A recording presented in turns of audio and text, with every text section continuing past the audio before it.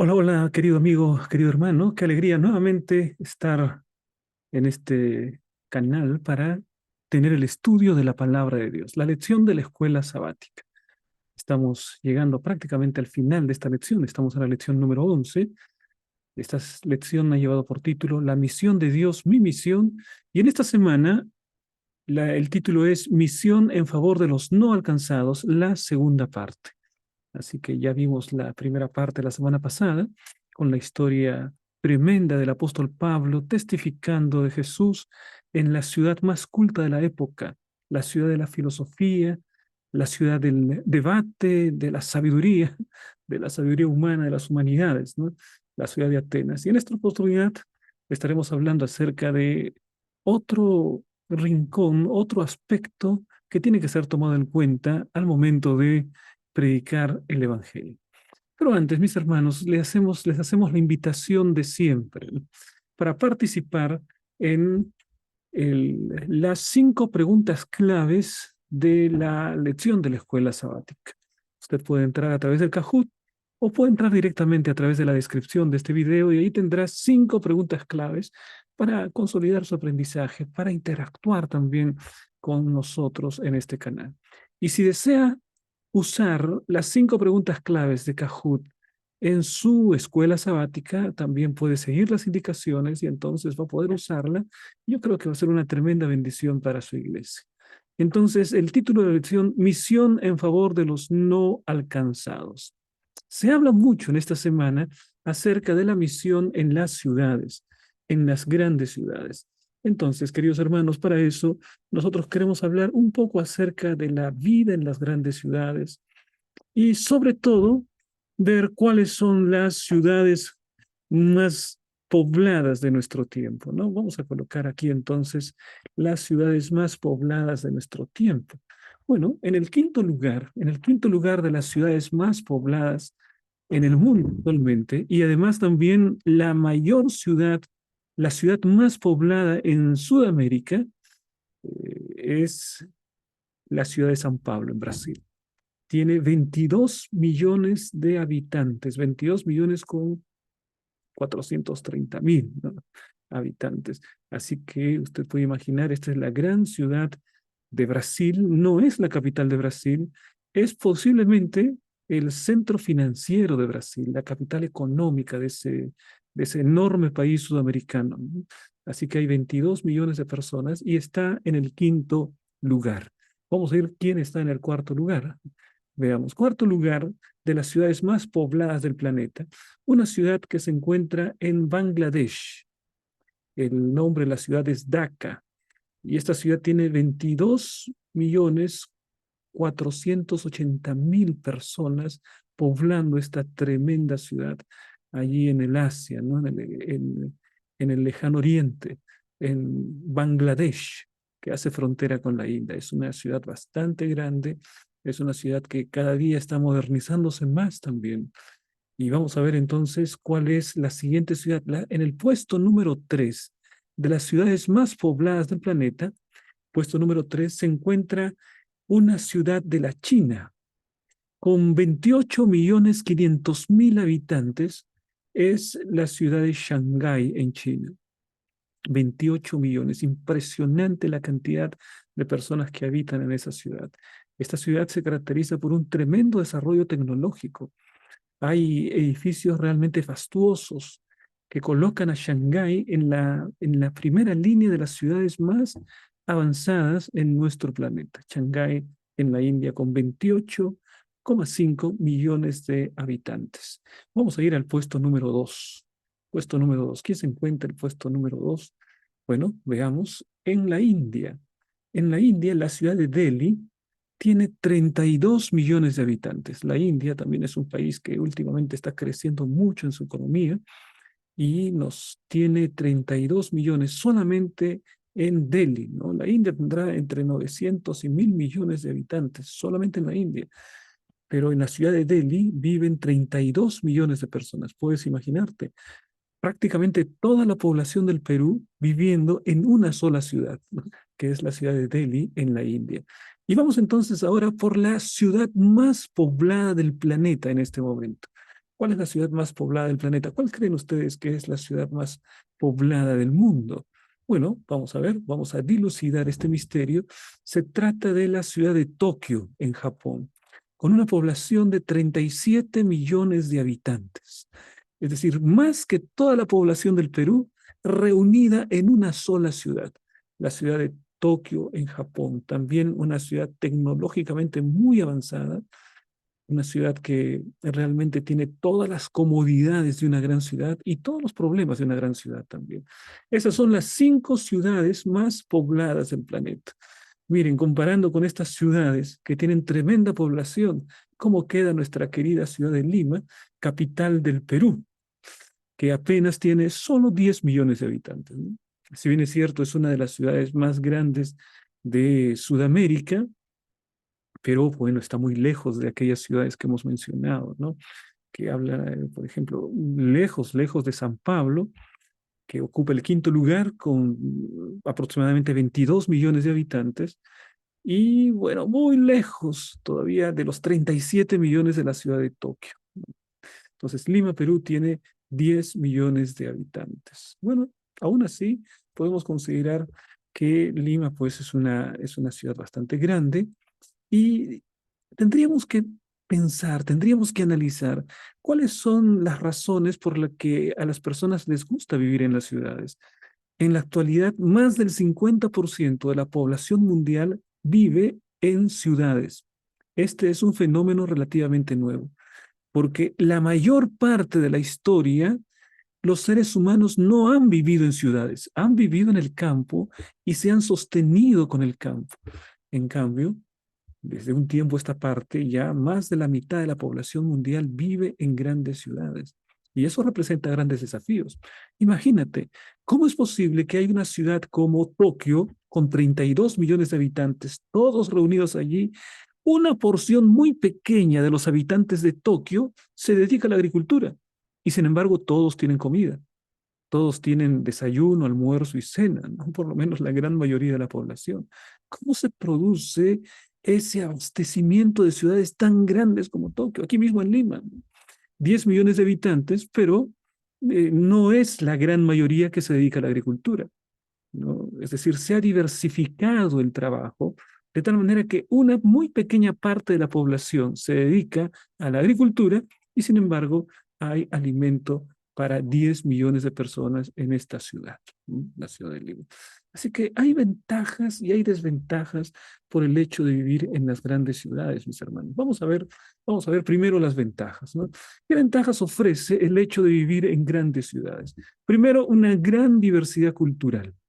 Las grandes ciudades reúnen a personas de muchas culturas, de muchas procedencias, de muchas nacionalidades, de muchas regiones, en el caso de nuestra ciudad de Lima, y reúnen allá y entonces cada una de las poblaciones, cada uno de de las culturas que van reuniéndose va aportando con su identidad para que la ciudad pueda también recibir esa riqueza cultural, asimilarla y enriquecerse unos a otros.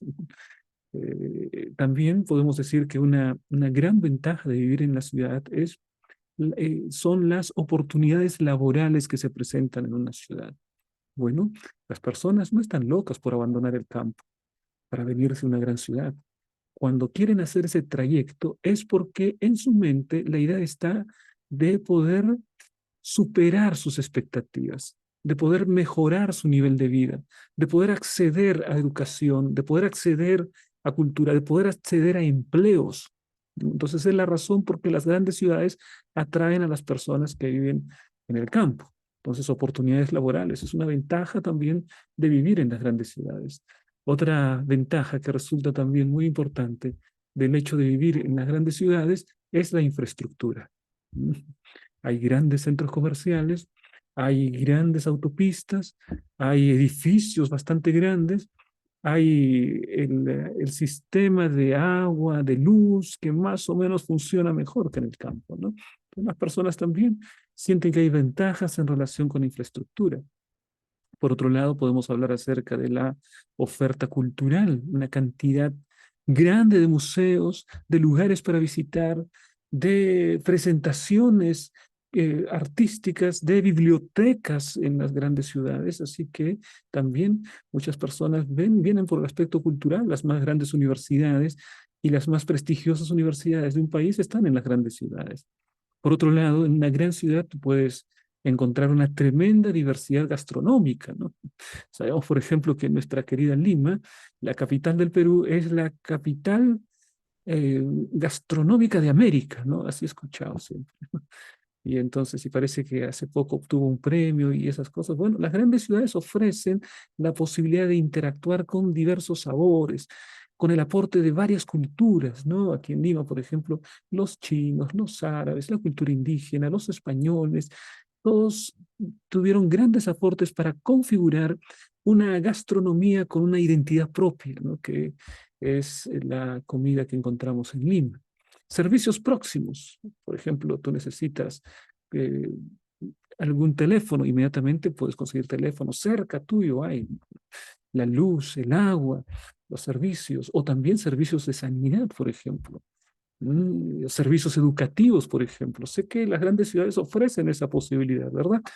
Y por supuesto, las viviendas diversificadas. Bueno, tú puedes encontrar condominios, puedes encontrar edificios de apartamentos, chalets, mansiones, ¿no? Entonces hay una gran oferta de viviendas en las grandes ciudades. Bueno, todo parece bonito, ¿no? Parece que hay varias ventajas del hecho de vivir en grandes ciudades. Sin embargo, también está el lado oscuro, también está el lado de las desventajas. Vamos a enumerar algunas de las desventajas que tenemos, que experimentamos al vivir en grandes ciudades. Primera desventaja, la contaminación. Y esta contaminación no solo tiene que ver con el humo de las fábricas, sino también hay una contaminación sonora, ¿no? A veces al vecino se le ocurre hacer una fiesta o a cuatro o cinco vecinos y como todos vivimos cerca, parece que uno está en medio de la fiesta, ¿no? Allí uno está queriendo descansar y no puede dormir. Hay contaminación auditiva también. Bueno, la contaminación viene a ser pues una gran desventaja de vivir en una ciudad. El tráfico, ni qué decir del tráfico, especialmente en las horas punta, cuando las personas están yendo hacia el trabajo o están regresando del trabajo y van hacia sus hogares, hacia su casa todos los días. Tráfico tremendo. Y bueno, hay una cantidad de horas que se pierden, ¿no? En las grandes ciudades, la cantidad de horas hombre, sobre todo en ciudades que todavía no están bien organizadas, como es el caso de Lima, ¿no? Que nos falta todavía servicio masivo de transporte, muy poco lo que se tiene en eso, como el metro, ¿no? Es un metro, le faltan varias líneas. Pero entonces lo que tenemos es que las personas salen con sus automóviles todos al mismo tiempo y colapsa la ciudad, ¿no? Y 2 horas allí perdiendo, 2 horas manejando, pérdida de recursos, pérdida de tiempo, ¿no? El tráfico es un problema. También hay un problema con los costos de vivienda. Cada vez los costos son más altos, cada vez es más difícil tener una vivienda en una ciudad. En el campo es mucho más fácil, ¿no? Tienes el espacio y vas construyendo, pero en una ciudad, 1 metro cuadrado. En algunos lugares tienen 1 metro cuadrado, es una fortuna, ¿no? Y entonces construir en esos lugares es sumamente difícil. El ritmo acelerado, el ritmo acelerado que lleva también a una sensación de estrés, una grave desventaja de vivir en una gran ciudad. La inseguridad, ¿no? Ese es también un problema frecuente en las grandes ciudades. Son pocas las ciudades sumamente pobladas que son seguras, ¿no? Siempre hay barrios que tienen problemas de seguridad. Hay lugares donde la policía incluso no entra ni llega, no se entra, como si fuesen tomados por la delincuencia y la inseguridad se multiplica en esos lugares. El impacto ambiental. Hay un grave impacto ambiental de la vida que se desarrolla en las grandes ciudades, ¿no? Por ejemplo, nuestro querido río Rímac, aquí cerca en la ciudad de Lima, hace algunos años atrás, creo menos de 100 años atrás, mucho menos de 100 años atrás, la gente tomaba agua del río Rímac. Ahora nadie se le ocurre tomar agua del río Rímac, ¿no? Totalmente contaminada, una tristeza grande. Bueno, eso sucede en las grandes ciudades. Y también otro problema de vivir en las grandes ciudades, la falta de comunidad. Es decir, las personas están todas aglomeradas. Vivimos muy cerca uno del otro. No es como en el campo, ¿no? En el campo, la distancia entre una casa y la otra es bastante grande. Yo recuerdo haber sido pastor un tiempo en el campo y entonces iba a visitar de casa en casa y demoraba horas para visitar de casa en casa, de ir de camino hasta el otro lado, 1 hora. Era lejos para llegar hasta el otro, hasta la casa de otro hermano, ¿no? Y el hermano me decía, ¿dónde queda esta casa? Preguntaba yo. Y él me decía, aquícito nomás, ¿no? Y no había cuándo llegar, no había cuándo llegar hasta la otra casa, hasta el otro lugar, hasta el otro pueblo. Las distancias bastante grandes, la caminata bastante grande. En la ciudad todos vivimos cerca, pero no nos conocemos. No sabemos quién es nuestro vecino de abajo, nuestro vecino de arriba, nuestro vecino del frente. Cada uno vive tremendamente, aceleradamente, un ritmo infernal en el desarrollo de las actividades y cuando regresa para casa quiere simplemente estar en casa y no salir más, ¿no? Hasta el día siguiente. Bueno, mis hermanos, eso es lo que pasa en las grandes ciudades. Hay ventajas, muy buenas ventajas.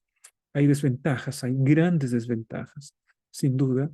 Pero ahora la gran mayoría de la población mundial vive en grandes ciudades. ¿Qué tendrá el Evangelio para decirnos acerca de cómo evangelizar en grandes ciudades? ¿Será que Jesús nos habló algo acerca de cómo alcanzar a los ciudadanos, aquellos que desarrollan su vida, su proyecto de vida, su proyecto de familia en las grandes ciudades? Bueno, vamos a ver eso, porque la palabra de Dios también tiene una respuesta para eso. Vamos, mis queridos hermanos, entonces al versículo de memoria en Mateo 15:28. Entonces Jesús respondió, mujer, grande es tu fe, sea hecho como quieres. Y su hija quedó sana desde esa hora. La historia de la mujer Ciro-Fenicia, de eso vamos a hablar entonces en la lección de la escuela sabática de esta semana y vamos a ver las lecciones que el Señor tiene para nosotros. Veamos, mis hermanos, entonces, ahora la siguiente parte, la parte del explora. Vamos a explorar el texto bíblico y lo primero que nosotros tenemos aquí es una visión panorámica de la lección de la escuela sabática de esta semana. Y la primera parte que tenemos titula Misión a regiones más alejadas. Vamos a ver el texto bíblico. Miren cómo en Mateo 15:21, saliendo Jesús de allí, Jesús estaba en Galilea y se fue a la región de Tiro y de Sidón. Jesús fue a otra región, más allá de las fronteras del pueblo de Israel. Ahora, estas regiones de Tiro y de Sidón y las regiones circundantes son mencionadas en el Antiguo Testamento. Por ejemplo, en Jueces 3, 5 y 6 se nos dice que los israelitas no conquistaron todo el territorio de Canaán y Dios permitió que hubiesen otros pueblos que vivían alrededor de los israelitas. Jueces 3, 5 y 6 dice, así los hijos de Israel habitaban entre los cananeos, eteos, amorreos, fereceos, heveos y jebuseos. ¿Quiénes eran estos? Bueno, estos eran los pueblos que estaban cercanos, solo que eran pueblos idólatras, pueblos que no servían al Dios verdadero. Y entonces el propósito que Dios tenía es que Israel se convierta en una luz para estos pueblos, que a través del estilo de vida, que a través del carácter del israelita, que a través de este pueblo santo, el mensaje de un Dios verdadero pueda llegar al cananeo, pueda llegar al eteo, al amorreo, al fereceo, al heveo, al jebuseo. Tristemente, mis hermanos, las cosas fueron al revés. Tristemente, vemos un ejemplo en el caso de Salomón, ¿no? Que en Primera Reyes, capítulo 11, dice, pero el rey Salomón amó, además de la hija de Faraón, a muchas mujeres extranjeras. ¿A quiénes? A las de Moab, a las de Amón, a las de Edom, a las de Sidón. Ahí está Sidón, ¿no? Que es una región que fue mencionada, visitada por Jesús. Y a las Eteas, es decir, las mujeres extranjeras. Dios les ha dicho, no entren en matrimonio, no tomen por mujer, no tomen por esposo a gente extranjera, ¿no? Gentes de las cuales Jehová había dicho a los hijos de Israel, no os llegaréis a ellas, ni ellas se llegarán a vosotros, porque ciertamente harán inclinar vuestros corazones tras sus dioses. A estas pues se juntó Salomón con amor. O sea, Salomón tomó mujeres de estas que estaban en Canaán, que eran pueblos que tenían que influir, Pero al casarse con ellos, lo que pasó es que desviaron el pueblo en pos de dioses paganos, de dioses extranjeros. Esa fue la triste realidad. Entonces el pueblo de Israel finalmente cayó bajo la influencia de estos pueblos vecinos, sobre todo por haber entrado en alianzas matrimoniales que el Señor había prohibido claramente en su palabra. Bueno, pero vamos a ver un poco en el mapa. Aquí tenemos un pequeño mapa de, de Palestina. Vamos a ver algunos de los lugares, ¿no? Ustedes pueden ver ahí un círculo celeste, ¿no? En ese círculo celeste está Jerusalén. Ustedes pueden ver que Jerusalén está a algunos kilómetros de lo que es conocido como el Mar Muerto, quizá unos 40 kilómetros en línea recta, ¿no? De Jerusalén hasta el Mar Muerto. De Jerusalén a Jericó, unos 27 kilómetros. De Jerusalén hacia el norte, ahí donde se encuentra Capernaum, ahí es el lago de Genezaret, mar de Galilea, mar de Tiberiades, es lo mismo. Es el mismo nombre, es diferente nombre para el mismo lago, ¿no? Hacia el norte, o sea, de Jerusalén a Galilea, habían aproximadamente unos 120 kilómetros de distancia. Claro, esto es en nuestro tiempo, ¿no? Cuando la pista va recto, va directo, ¿no? Pero los caminos en el tiempo antiguo no eran así, ¿no? Los caminos iban bordeando montañas, rodeando de esta manera, ¿no? Y quizás eran mucho más kilómetros los que Jesús recorría cuando iba de Jerusalén a Galilea, de Galilea a Jerusalén, 120 kilómetros, sin automóviles, ¿no? Como existen ahora. Menos fue los aviones y todo eso. Bueno, en el norte, allí en ese círculo negro, tenemos a la ciudad de Capernaum y toda esa región verde es la región de Galilea. Pero el texto bíblico nos habla acerca de dos ciudades de fenicias, ¿no? Estas dos ciudades son Tiro y Sidón. Y hemos ubicado en ese círculo rojo las ciudades de Tiro y Sidón. Se encuentran hacia el norte. ¿Cuánta distancia hay entre Galilea o Capernaum, que es una ciudad de Galilea, hasta las ciudades de Tiro?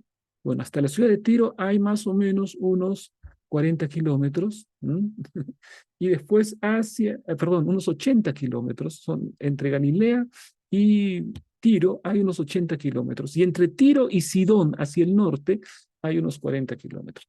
Entonces, esa es la distancia, ¿no? Para que tengan una idea acerca de las distancias que Jesús recorría cuando iba de un lugar a otro. Mis queridos hermanos, qué tremendo ese itinerario de Jesús. Cuánta pasión por la misión.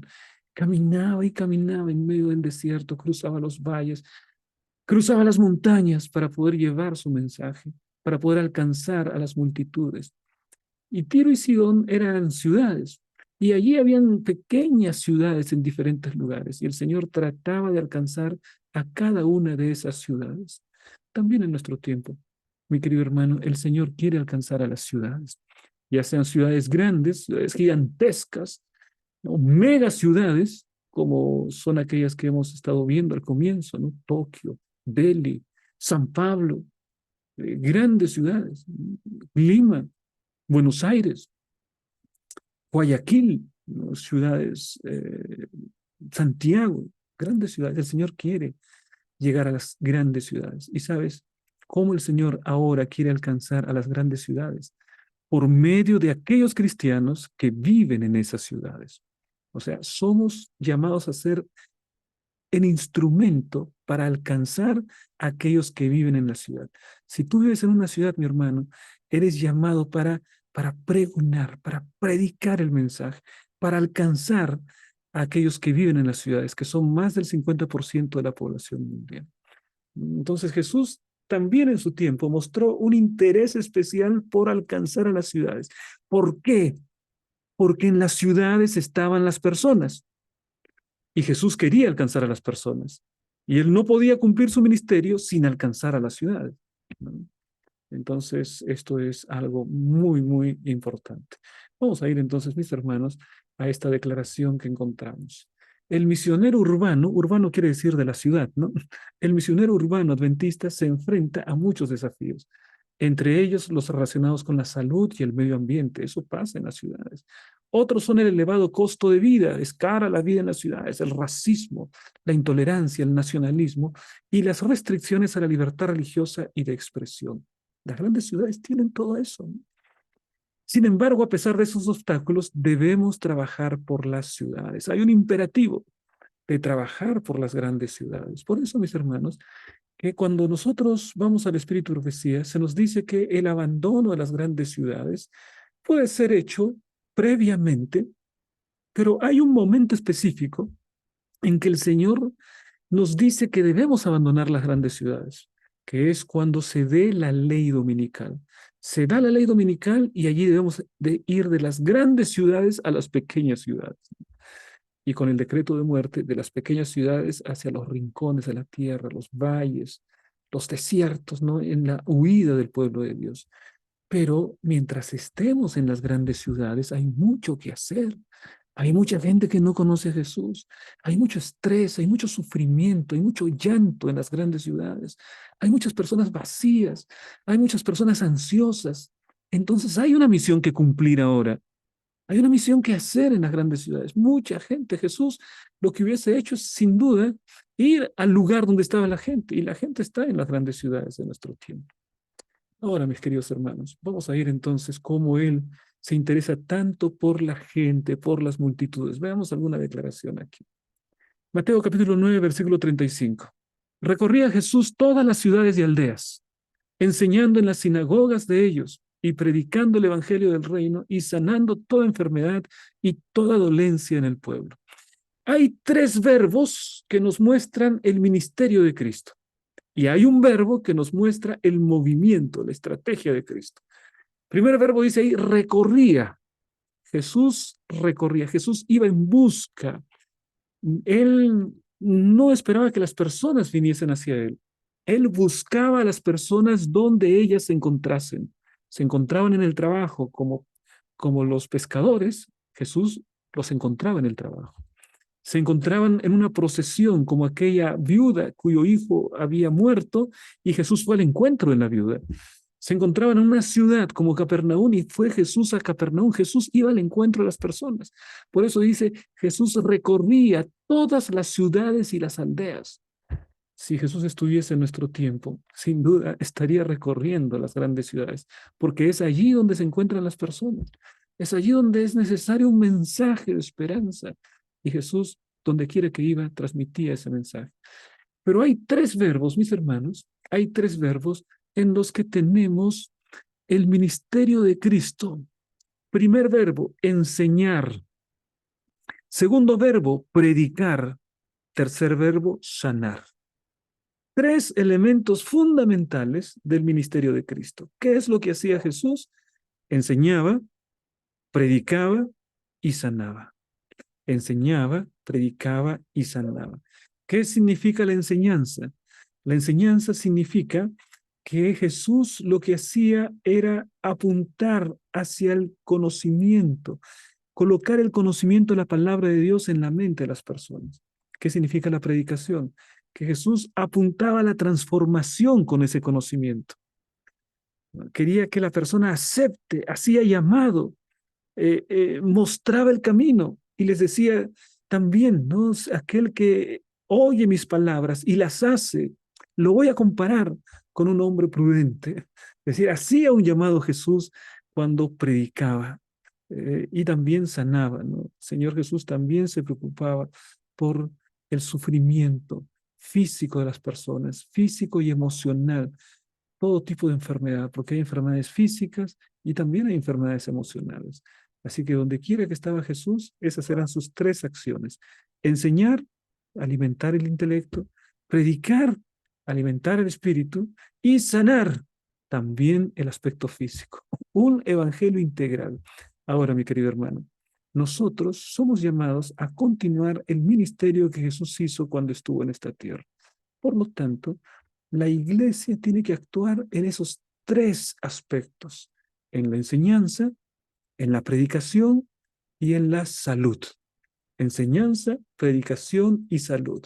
Cuando la iglesia trabaja en esas áreas, en el área de enseñanza, con universidades, con colegios, con escuelas, está cumpliendo el ministerio de Cristo en esta tierra, lo está haciendo lo que Jesús hizo. Cuando predica el evangelio, cuando llama al arrepentimiento, cuando invita a las personas para aceptar a Jesús, está predicando. La iglesia también cumple lo que Jesús hacía. Y cuando lleva sanidad a las personas, cuando se preocupa por el aspecto físico, también está cumpliendo con el mensaje del Evangelio. Es un Evangelio integral. El Señor no solamente quiere que nosotros nos bauticemos y seamos espiritualmente sanos y salvos. No, no, físicamente también. Y también intelectualmente, todos los aspectos. El Señor apunta a una salvación integral. Ahora, mira la actitud de Jesús. Mateo capítulo 9, versículos 36 al 38. La actitud de Jesús al contemplar las multitudes. Y al ver las multitudes, tuvo compasión de ellas porque estaban desamparadas y dispersas como ovejas que no tienen pastor. Mira, ¿cuál es la contemplación que hace Jesús? Él mira a las multitudes y tenía sensibilidad. Su corazón tenía una sensibilidad especial cuando contemplaba al ser humano. Y la mirada de Jesús apuntaba no solamente hacia lo externo. Jesús miraba el corazón de las personas y veía tanta insatisfacción, tanta carencia, tanto llanto, tanta ansiedad, tanta tristeza, tantas personas quebradas por dentro. Y Jesús veía la realidad de la persona, veía lo que los seres humanos, no vemos. A veces nosotros vemos a las personas simplemente desde el exterior, ¿no? Y la persona se muestra sonriente, y la persona te dice, todo bien, todo está bueno, te da todavía un like, ¿no? Un me gusta con su dedo, ¿no? Todo bien, pastor, todo bien, todo pleno, todo bueno. Bueno, pero yo no puedo conocer el corazón de una persona. De repente está pasando por el peor momento de su vida, pero si me dice, todo bien, entonces yo digo, está bien, bueno, qué bueno. Pero Jesús cuando miraba, contemplaba el corazón y no podía evitar sentir compasión por las multitudes, porque veía el sufrimiento, porque veía la falta de sentido a la vida de muchos de ellos, porque veía los problemas que los acongojaban, las familias quebrantadas, la ruptura entre padres e hijos, entre esposos y esposas, todo eso que estaba también dentro del corazón humano. Jesús lo ve y lo ve también ahora. Por eso, mis hermanos, cuando Jesús nos mira directamente al corazón, conoce nuestra real condición, no puedes esconderte delante de él. No puedes mostrar una sonrisa y tratar de mostrar sentimientos que no tienes. Y entonces Jesús te mira tal como eres y siente un amor profundo por ti y te ama como nadie más te ama en el universo. El amor de Dios es un amor extraordinario, como nuestro Dios es extraordinario y te ama de esa manera. Y entonces ve las multitudes, pero no ve las multitudes en forma general. Ve las personas en forma particular. Ve a María, ve a Juan, ve a Roberto, ve a Patricia, ve a Carmen, ve a Rubén. Ve de modo personal y siente compasión y siente amor, desborda de amor por el ser humano. Y dice, estaban desamparadas y dispersas como ovejas que no tienen pastor. No hay nadie que las guíe, no hay nadie que les enseñe, no hay nadie que les diga cuál es el camino, no hay nadie que les saque del pozo de la desesperación, no hay nadie que las libre de la opresión, del resentimiento, de los sentimientos horribles que hay en el corazón. Y entonces no hay un pastor. Están como ovejas que no tienen pastor, dispersas de un lado para otro, sin dirección, sin sentido de la vida. Y entonces les dice a sus discípulos, a la verdad, la mies es mucha, hay mucho por cosechar, dice, ¿no? Y los obreros son pocos. Rogad pues al Señor de la mies que envíe obreros a su mies. Esto mismo pasa en nuestro tiempo. Hay mucha cosecha y hay pocos obreros, hay pocos cosechadores. Entonces nuestra oración debe ser, Señor, Señor, colócame como un instrumento de tu evangelio. Señor, yo también quiero. Señor, heme aquí, envíame a mí. Señor, yo puedo, con tu poder, con tu espíritu, puedo también ser un obrero para cosechar esa mies. Y la oración es que Él envíe más obreros, un número mayor de obreros a su mies. Entonces, entonces tenemos aquí, mis hermanos, la siguiente declaración, en la ciudad también, Lucas 19:41. Y cuando llegó cerca de la ciudad, al verla, lloró sobre ella. Lloró. En una parte me dice, tiene compasión, porque las ve desamparadas. Ve el desamparo, ve el sufrimiento y tiene compasión. Y ahora Jesús entra en la ciudad de Jerusalén y desborda de amor por Jerusalén. Y entonces ve el futuro de Jerusalén. Ve a Jerusalén destruida por las huestes romanas. Él dice, no caerá piedra sobre piedra a causa de del propio rechazo que hace Jerusalén del Mesías. Y entonces él, él no le gusta esa situación. Él no dice de esta manera, él no dice, bien hecho, me rechazaron, ahí está pues, que se entienden ya, los romanos los van a destruir. No, él no dice eso. Él llora sobre Jerusalén, sobre el destino de esa ciudad. Mis queridos hermanos, Jesús también nos mira con amor, nos contempla de esa manera. A los que viven en las grandes ciudades, porque como seres humanos siempre tenemos en nuestro corazón un vacío tan grande del tamaño de Dios, que solo Jesucristo puede llenarlo. Miren lo que dice Elena de White en esta declaración. Después de su encuentro con los fariseos, Jesús se retiró de Capernaum y cruzando Galilea se fue a la región de colinas en los confines de Fenicia. Hemos visto en el mapa, ¿no? Hacia el norte, Fenicia, al lado del mar. Y bueno, Tiro y Sidón son ciudades fenicias.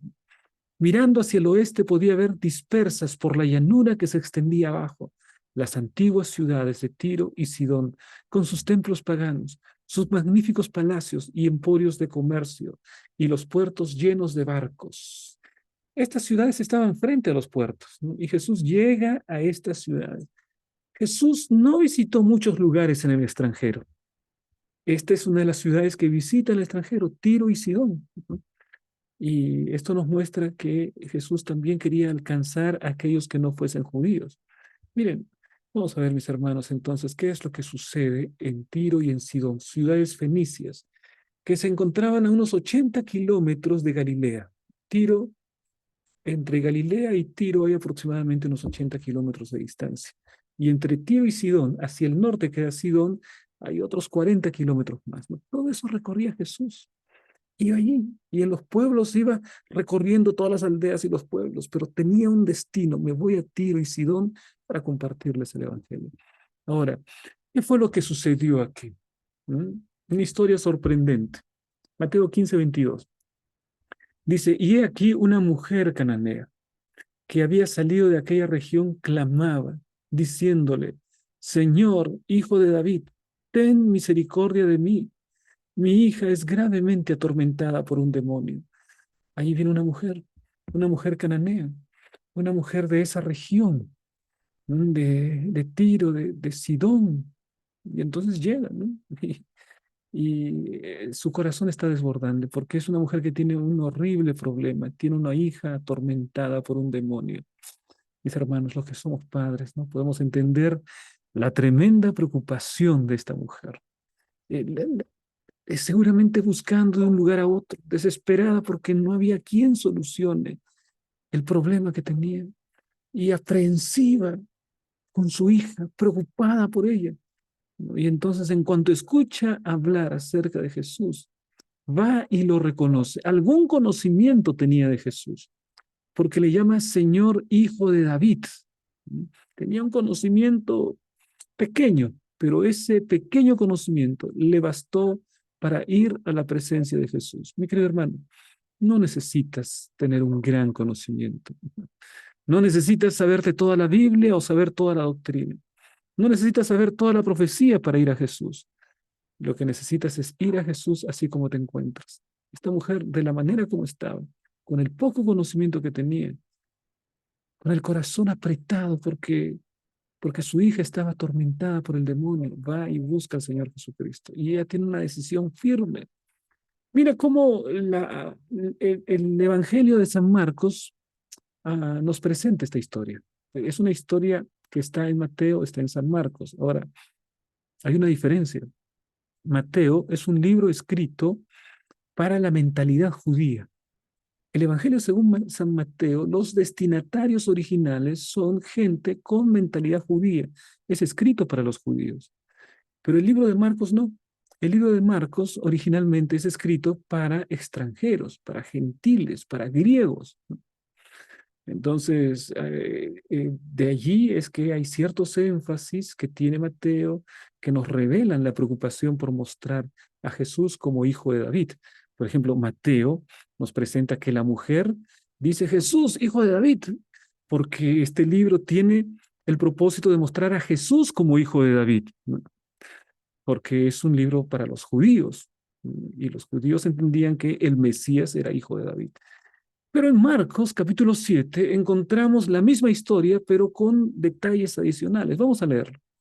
Marcos 7:24 dice, y levantándose de allí se fue a la región de Tiro y de Sidón, o sea, hacia el noroeste.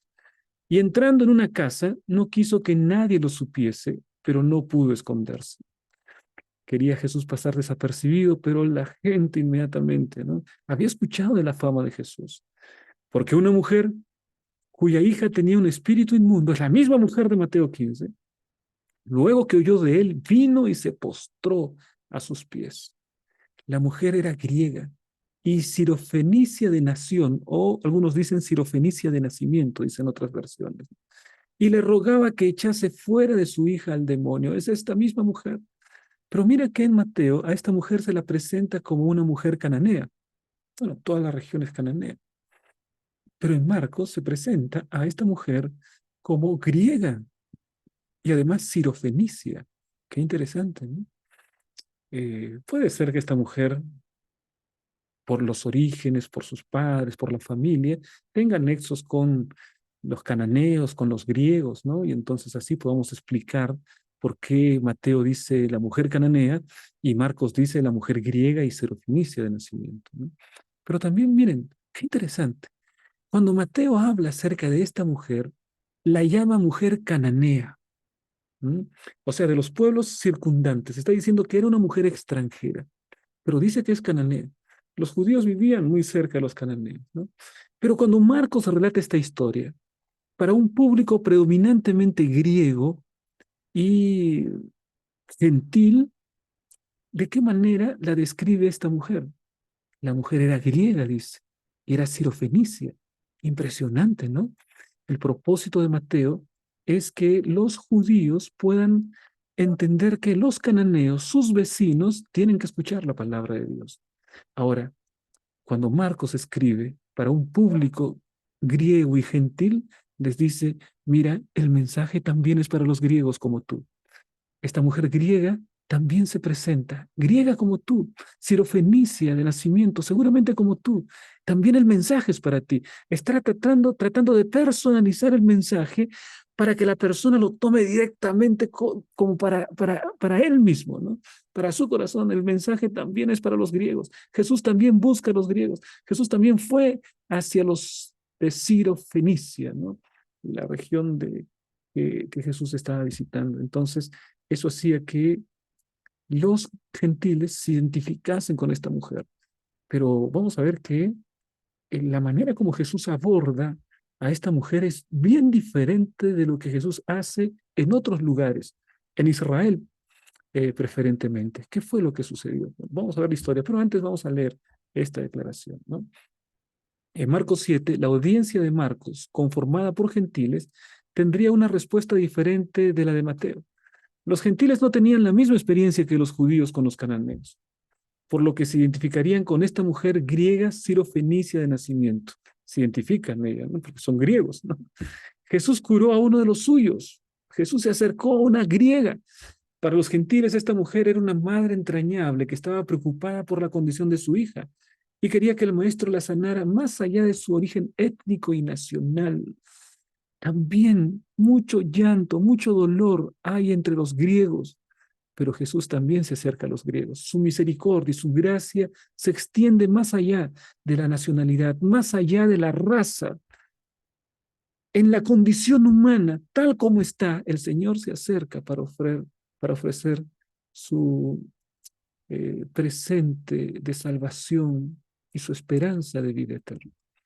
Ahora, vamos a ver qué fue lo que sucede, porque aquí hay algo que llama la atención, ¿no? Con esta extranjera, la manera como Jesús conversa con ella. Miren ustedes, dice, Jesús no le respondió palabra. Raro, ¿no?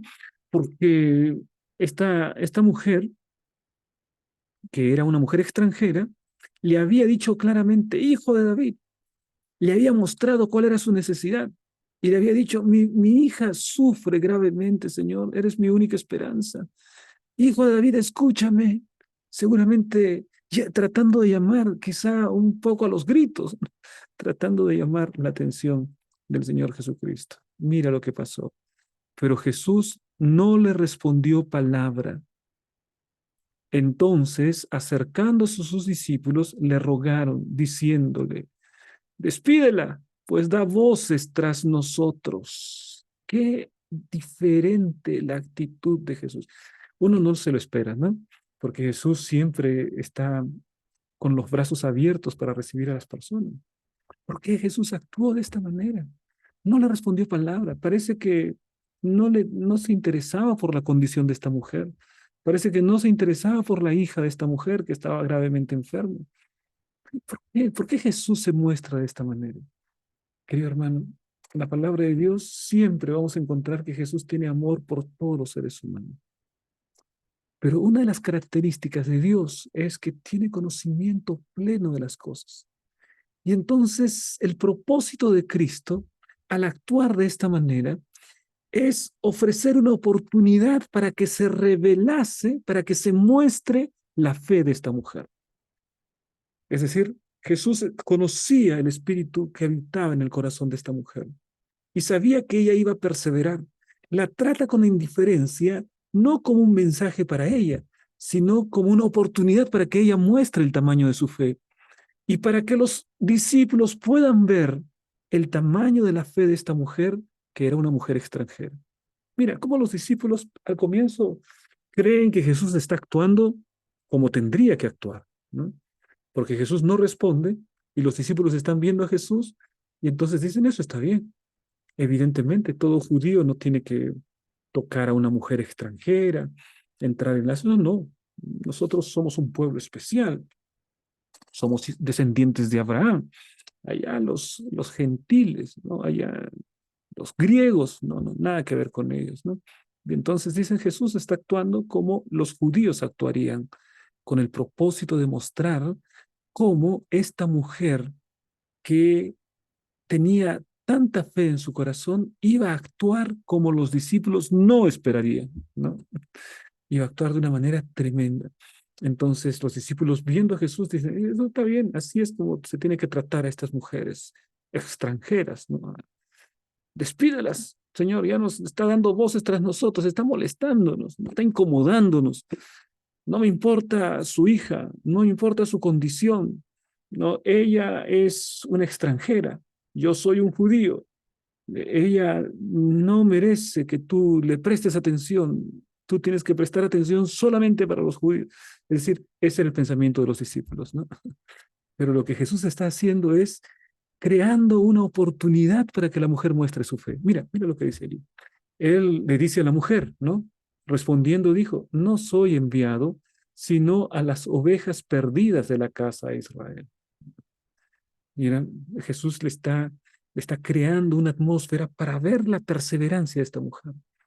Y entonces le dice, mira, yo soy enviado para la casa de Israel, soy enviado para las ovejas de Israel, para el pueblo de Dios. Y ella no es del pueblo de Dios. Ella simplemente es una gentil. Ella podría haberse dicho en ese momento, y retirarse. Si le hubiese faltado la fe, se hubiese retirado, pero tenía una hija que estaba gravemente enferma y Jesús era su única esperanza. Entonces ella vino y se postró ante él, diciendo, Señor, socórreme. Ahora ya habla no por la hija, sino habla por ella.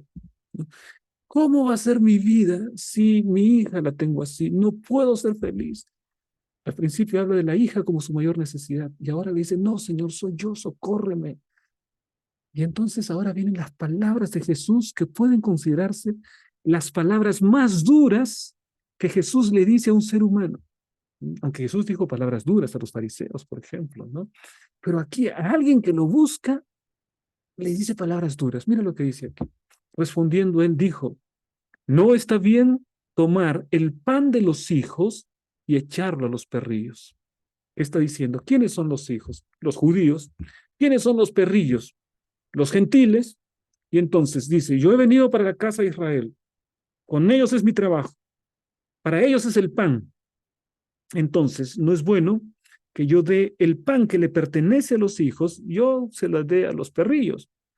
¿Qué le estaba diciendo esta mujer? Le estaba diciendo, mira mujer, es como si tú no estás a la altura, como si tú no merecieses, le está diciendo palabras duras, ¿no? Y de repente una mujer que tuviese un orgullo mucho mayor que la fe, ya se hubiese apartado de allí, ¿no? Quizás lanzando maldiciones, ¿no? Quizás señalando, hablando, renegando, diciendo, y allí ese es tu amor, esa es tu misericordia, de esa manera nos tratas. ¿Dónde está tu amor? ¿Dónde está tu misericordia? Podría haberse ido de esa manera, pero mira lo que dice. Ella insiste y ella dijo, sí, Señor, es verdad, no es bueno. O sea, está afirmando, ¿no? No es bueno tomar el pan de los hijos y dárselo a los perros. No, no, no es bueno. Pero, dice él, aún los perros comen de las migajas que caen de la mesa de sus amos. Aún los perros comen. Ella está diciendo, Señor, sí, yo acepto mi condición. Señor, sí, yo estoy en una situación, no soy de la casa de Israel, sí, pero también algo reciben los perros incluso. Algo reciben. De lo que cae de la mesa de sus amos, ellos también se alimentan. Seguramente hasta este momento, hasta Jesús se sentía dolido por las palabras que estaba expresando, ¿no? Porque está diciendo palabras duras, pero está probando la fe, está probando la paciencia, la perseverancia de esta mujer y está creando una oportunidad para que los discípulos vean el tamaño de la fe de esta mujer. Entonces, respondiendo Jesús, dijo, oh mujer, grande es tu fe, hágase contigo como quieres. Y la palabra dice, y su hija fue sanada desde aquella hora. Jesús no tuvo que ir a tocar a la hija. Jesús dio su palabra y la hija quedó sana en aquella hora. La palabra coloca en relieve la fe de esta mujer. Qué cosa extraordinaria. Los discípulos actuaron como un judío actuaría, pero esta mujer actuó no como una extranjera, no como una que rechaza el nombre de Dios, sino como un verdadero judío también, con mayor fe. Y el Señor alaba la fe de esta mujer. Es grande tu fe, que se haga contigo lo que quieres. Es en razón de tu fe. ¿Cómo está la medida de tu fe, mi querido hermano? ¿Cómo está la medida de tu fe? Nosotros podemos acercarnos delante de la presencia de Jesús con fe y decirle, Señor, te coloco mi vida en tus manos, que mis decisiones ahora sean las tuyas, Señor. Déjame guiar por tu palabra, por tus principios. Déjame tomar decisiones que a veces no entienda, pero que están de acuerdo a tu palabra. Déjame ser fiel al sábado, que es tu día, Señor, no importa cuál sea el contexto en el que esté. Déjame guiar mi familia a los pies de Jesús cada mañana por la fe. Es decir, ¿cuál es el tamaño de nuestra fe? Es un desafío también que la palabra de Dios nos presenta. El Espíritu Santo puede ayudarnos a superar nuestros prejuicios y favoritismos para llevar a cabo nuestra misión en las ciudades. Tiro y Sidón eran ciudades y en aquel tiempo ya relativamente grandes, ¿no? Para los estándares de aquella época. Y en esa ciudad Jesús encontró a esta mujer. Y en esta ciudad, esta mujer demostró una fe mucho mayor que la que los propios discípulos tenían. El discípulo prejuicioso hacía diferencias entre los seres humanos, pero esta mujer fue directamente a los pies de Jesús y con la fe más grande que tenía en su corazón, finalmente obtuvo el milagro que ella esperaba en su vida. Queridos hermanos, el tamaño de nuestra fe determina el milagro que Dios opera en nuestra vida, ¿no? El tamaño de la confianza que tengamos a Dios determina las cosas maravillosas que empiezan a operarse en nuestra vida. Esto es lo que sucedió con esta mujer. Ahora, la palabra dice aquí, fe en la tierra. Una pregunta, porque se habla acerca del tamaño de la fe. Y entonces, ¿qué nos dice la palabra de Dios? Jesús en varias oportunidades alabó la fe de las personas. Pero una pregunta que está presente en Lucas 18:8. Jesús dice, os digo que pronto les hará justicia, pero cuando venga el Hijo del Hombre, ¿hallará fe en la tierra? Es una pregunta. Jesús deja esa pregunta para que nosotros reflexionemos. Está hablando de su segunda venida. Él dice, cuando sea la segunda venida, ¿habrá fe en la tierra? Es decir, la fe es algo escaso, mi querido hermano. En este mundo lo que más abunda es la incredulidad. Lo que más abunda en este mundo es el rechazo, el que vivamos, comamos y bebamos que mañana moriremos, ¿no? Ese es el tipo de pensamiento que existe. Dios es colocado en un lado.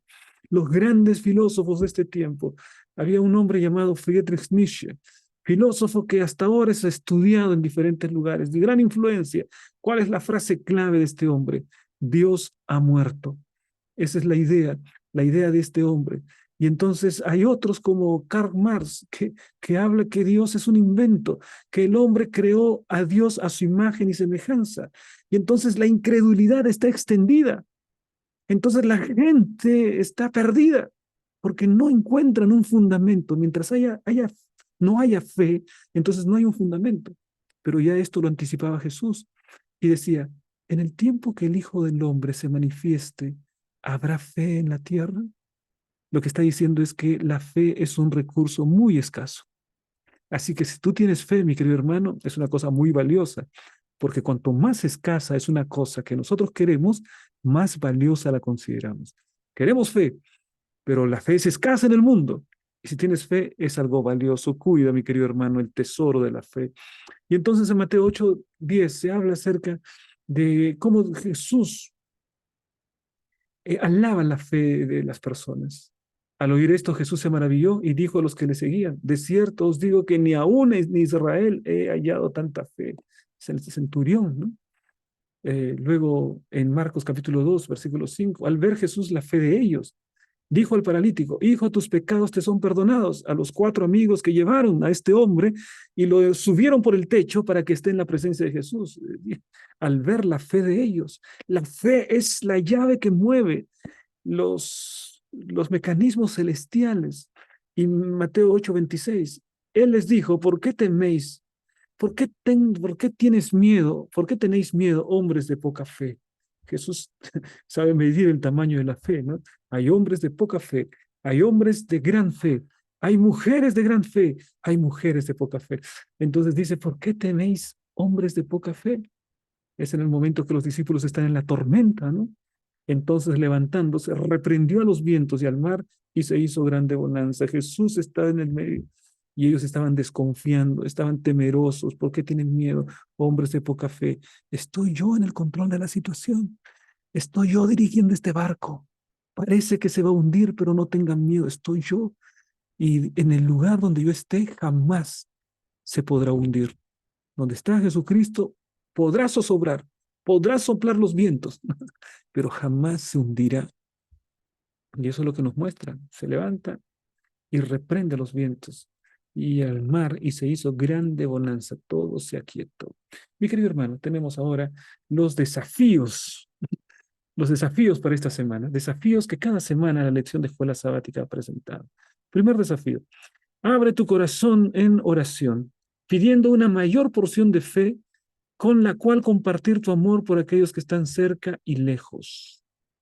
Abre tu corazón en oración, dice, ¿no? Ahora, un desafío avanzado. ¿Cómo llegaste a conocer a Jesús y el precioso mensaje de los 3 ángeles? Enumera 3 bendiciones espirituales que hayas experimentado de Jesús en tu vida personal. Prepárate para compartir estos conceptos con tu clase bíblica, en tu clase de escuela sabática. A ver, ¿cuáles son aquellas cosas de esas bendiciones espirituales, ¿no? La paz, la esperanza, el sentido de la vida, la armonía en el hogar, el crecimiento espiritual, el desarrollo de un carácter semejante al de Cristo. Cada cosa que vamos aprendiendo día tras día de la palabra de Dios. Bendiciones tremendas, ¿no? Los cambios originados en nuestra vida, bendiciones que Dios, la libertad en Jesucristo, la construcción sobre la verdad y no sobre la arena de la filosofía humana o la arena del pensamiento humano, sino la roca sólida que es la palabra de Dios. Allí construimos y eso es una gran bendición. Ahora, queridos hermanos, vamos a ir entonces a la parte final allí en el aplica. A ver, ¿qué tenemos en el aplica? ¿Por qué los que tienen la creencia correcta podrían no tener fe cuando Cristo regrese? Interesante, ¿no? Porque la pregunta de Jesús es, cuando el Hijo del Hombre venga, ¿hallará fe en la tierra? y será posible que incluso aquellos que tienen la creencia correcta podrían no tener la fe. Bueno, es que la fe, de acuerdo a la palabra de Dios, es una fe en acción. La fe en la Biblia no es solamente aprender versículos de memoria o creer en una doctrina correcta. Porque uno puede decir, bueno, yo tengo fe en que Dios es omnipotente. Yo creo que Dios es omnisapiente. Yo creo que Dios es eh, eterno. Todas las características que tiene Dios, ¿no? Podemos aprender de memoria la lista de cosas que Dios hace. Pero eso es un conocimiento intelectual. La fe en la Biblia no apenas es un conocimiento de la doctrina o aprendizaje de textos bíblicos. La Biblia es una fe en acción, fe que se revela en nuestros actos, que se revela en nuestras obras, que se revela en la transformación del corazón. Es ese tipo de fe. Por eso que si solo es una fe intelectual, esa fe no sirve. La fe es capaz de transformar plenamente el corazón, es una fe viva. ¿Mm? Por eso que el tipo de fe intelectual será algo muy, pero muy corriente, pero esa no es la fe que Cristo espera en su segunda venida. Ahora, mis hermanos, vamos a ir a la última parte, donde tenemos el MEA, que él crea, con las siguientes preguntas. Las 5 preguntas claves que se encuentran en el Kahoot. Te invito, mi querido hermano, para que participes, que entres y puedas responder las preguntas de esta semana. Y por otro lado, que también, siendo maestro de escuela sabática o director de escuela sabática, uses estas preguntas en tu clase, escuela sabática, en tu iglesia, porque le trae una dinámica especial, ¿no? Para aquellos que participan en la escuela sabática de tu iglesia. Bueno, agradecemos también los que han participado esta semana. Ahí están HA, Jorge y Arturo, los que han ocupado los 3 primeros lugares. Felicitaciones y continúen, mis hermanos, continúen respondiendo las preguntas claves del Kahoot. Y por supuesto agradecemos, mis hermanos, a todos aquellos que están orando por nosotros. Oramos por los pedidos que se han colocado allí. Por ejemplo, Juan Meléndez pidió oración por su salud, tiene un mal en la garganta. Vamos a continuar orando por él. También nuestra hermana Vilma, que habla acerca de su papá que se encuentra parapléjico, que no mueve sus piernas y es una situación difícil. Estaremos orando también, hermana Vilma. Y así, mis hermanos, ¿no? Necesitamos estar en comunión para poder ser victoriosos en nuestra vida espiritual. Y también agradecemos a los que entraron en el Facebook, ¿no? Para poder participar del estudio de la escuela sabática. De esta manera, mis hermanos, llegamos al final del estudio de la lección de escuela sabática. Que Dios les bendiga, mis hermanos. Nos vemos la próxima semana. Un gran abrazo y, bueno, esperamos estudiar cada vez más y mejor la lección de escuela sabática y eso será una tremenda bendición en nuestra vida. Nos vemos.